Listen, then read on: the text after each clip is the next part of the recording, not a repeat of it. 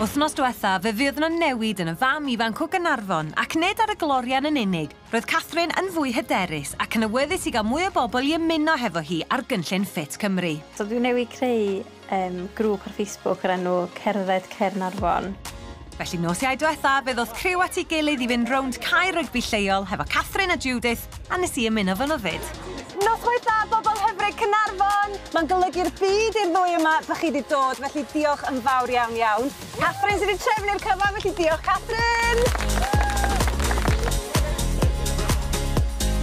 Dwi jyst eisiau dweud diolch i bawb am ddod. So mae'n feddwl lot iddo fi a y pedwar arall, dwi'n siŵr fod chi gyd yn cefnogi bob un o'n ni. Am y tro cynta, mae wedi dod ag Olivia i sesiwn canu sŵn a sbri i blant meithrin. Ac mae'r holl blant bach di wneud i feddwl y bysau hi'n licio brawn neu chwaer bach i Olivia un diwrnod.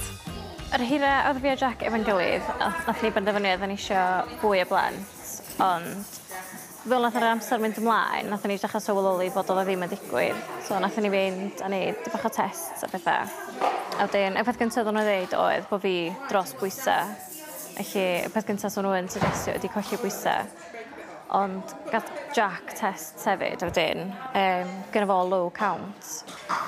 Efallai un dydd fyddwn ni'n gorfod mynd trwy gael IVF, a os fyddwn ni yn gorfod, dwi'n gorfod mewn healthy BMI. Neu, otherwise, wnaethon nhw'n gwneud yn byd i helpu ni. Mae colli pwysau yn amlwg yn golygu llawer i Catherine felly. Dwi wedi cychwyn y siwrna wen, a dwi'n meddwl mae mhenni yna, dwi'n aros arno fo, a dwi eisiau fo cario ymlaen. Mae'n amser gweld os ydy Catherine wedi colli pwysau yr wythnos yma, neu beidio. Mae bod yn dipyn o wythnos i ti, Catherine, felly pob lwc cama ar y glorian ysgwylwch yma.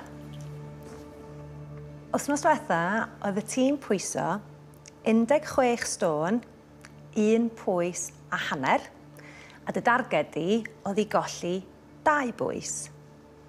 Wythnos yma, dy bwysau